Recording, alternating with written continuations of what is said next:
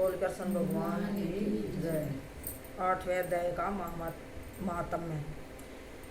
श्री नारायण जी बोले, हे लक्ष्मी, दक्षिण देश में नर्मदा नदी के तट पर एक नगर है। वहाँ सुशर्मा नामक एक बड़ा धनवान विपर रहता था। एक दिन उसने एक संत महात्मा से पूछा, हे ऋषि जी, मेरे संतान नहीं है। तब ऋषिवर ने कहा, तुम अश्वमेध यज्ञ करो, बकरा देवी को भेंट चढ़ाओ, देवी तुमको पुत्र देगी। तब उसने यज्ञ करने को एक बकरा मोल लिया, उसको स्नान करा के मेवा खिलवाई तथा जिसको मारने लगा। तब बकरा कह कह शब्द करके हंसा। तब ब्राह्मण ने पूछा, हे बकरे, तू क्यों हंसा है? तब बकरे ने कहा, पिछले जन्म में मेरे भी संतान नहीं थी। तब एक ब्राह्मण ने मुझे भी अश्वमेध यज्ञ करने को कहा था। मैंने सारी नगरी में बकरा ढूंढा, परंतु बकरा हाथ न लगा। ढूंढते ढूंढते एक बकरी का बच्चा दूध पीता मिला। उस बच्चे समेत बकरी को मोल ले लिया। तब उसको बकरी के स्तन से छुटवा कर यज्ञ करने लगा। तब बकरी बोली, अरे ब्राह्मण, तू ब्राह्मण नहीं, जो मेरे पुत्र को होम में दे लगा है, तू महापापी है। क्या यह कभी सुना है कि पराये पुत्र को मारने से किसी ने पुत्र पाया है? तू अपनी संतान के लिए मेरे पुत्र को मारता है। वह बकरी बहुत कुछ कहती रही, पर मैंने होम किया। तब बकरी ने श्राप दिया कि तेरा गला भी इसी भांति कटेगा। ऐसा श्राप देकर वह बकरी तड़प तड़प कर मर गई। कुछ समय बाद मेरा भी काल आया। मेरे कर्मों के कारण मुझे नरक की आग में तपाया गया। फिर मैं नरक भोगकर अनेकों योनियों में जन्म लेकर महान दुखी भोगता रहा। अब बकरे का जन्म पाया, तब मुझे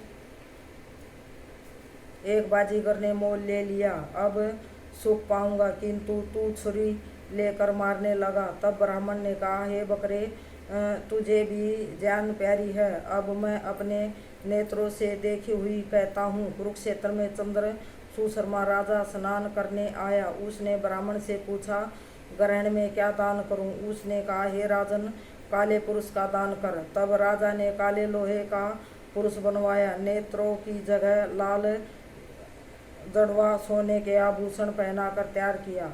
तब वह काला पुरुष कह कह शब्द करके हंसा। राजा डर गया कि कोई बड़ा अवगुण है। जो लोहे का पुरुष हंसा। तब लोहे के उस काले पुरुष ने ब्राह्मण को कहा, हे ब्राह्मण, तू मुझे लेगा? तब ब्राह्मण ने कहा, मैंने तेरे सरीखे कई पचाए हैं। तब काले पुरुष ने कहा, तू मुझे वह कारण बता जिस कारण से तूने अनेक दान पचाए हैं। तब विपर ने कहा, जो गुण मेरे में है सो मैं ही जानता हूँ। तब वह काला पुरुष कह कह कर फट गया। उसमें से एक कालिका की मूर्ति निकल आई। तब विपर ने श्री गीता जी के 8वें अध्याय का पाठ किया। उस कालिका की मूर्ति ने सुनकर देह पलटी। जल की अंजलि भर के उस विपर ने मूर्ति पर जल छिड़का। जल के छिड़कने से तत्काल उसकी देह देवदेही हो गई। तब राजा ने कहा, तुम्हारे में भी कोई ऐसा गुण है जिसके शब्द से मैं भी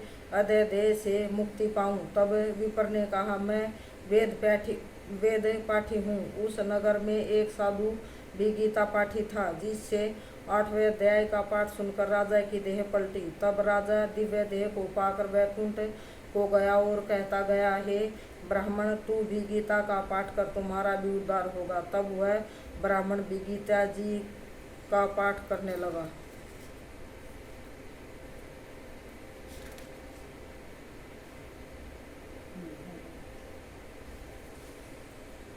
खत्म हो गया। जय जय श्री कृष्ण।